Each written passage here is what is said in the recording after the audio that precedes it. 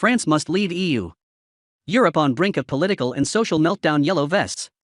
France must leave the European Union to protect its own national interests and the economic welfare of its citizens, according to a yellow vest activist. Anice Lajnef is the Minister of Finance at Gouv and has worked many years as a trader in derivatives for major banks such as Société Générale and Barclays. Gouv is the political project that has emerged from the Yellow Vests movement in France and is the brainchild of one of the group's leading organisers, Fabrice Grimal. One of the main purposes of Gouv is to generate new ideas on how to change the political and economic status quo in France, as well as eventually to stand candidates in presidential elections. Mr. Lajnef argued that the European Central Bank, ECB, and markets in general have too much influence in dictating French government policies, often to the detriment of the socio-economic interests of ordinary citizens. The Gouv finance minister explained, "What we want is that our central bank, the Banque de France, can directly fund our government and the treasury, and not having to go through the market because this is linked to the European treaties. They obliged us as the French country to go through the market to borrow money, and the ECB come behind the scene to buy back all this debt.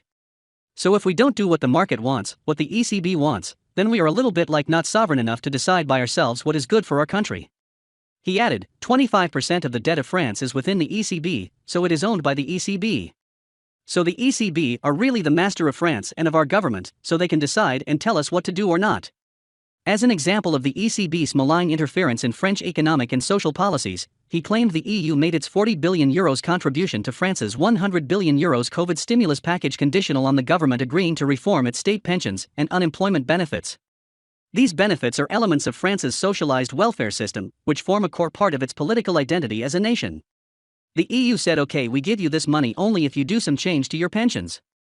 You have to reform your pension and unemployment benefits," he said. Emmanuel Macron came to power in 2017 on promises to revamp the country's expensive pension system in order to create a more flexible and competitive labor market. His proposals were fiercely opposed by trade unions who organized transport strikes that almost paralyzed the country. Last week, President Macron confirmed he was shelving his planned reforms due to the COVID pandemic. The Yellow Vest activist suggested some innovative, but possibly controversial ways of raising revenue for government spending independent of financial markets.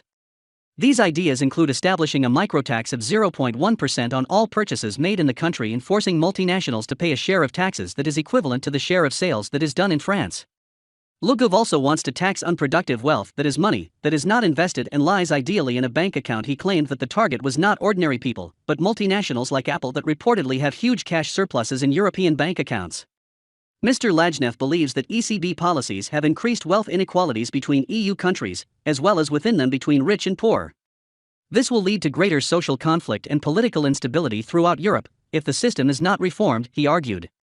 He maintained that the European Union was ultimately built to protect the interests of banks and multinationals and not those of the people. The EU has been built on markets first and then on banking systems secondly, he said. We see with the old ECB policy that the wealth inequalities are rising massively in Europe, first between countries north and south, so we can see that they start to fight like politically, and above all within the countries we have like all the billionaires richer and all the poor people poorer. So I think that we have two tensions between countries is going to explode, and also within countries wealth inequality is going to lead to social chaos.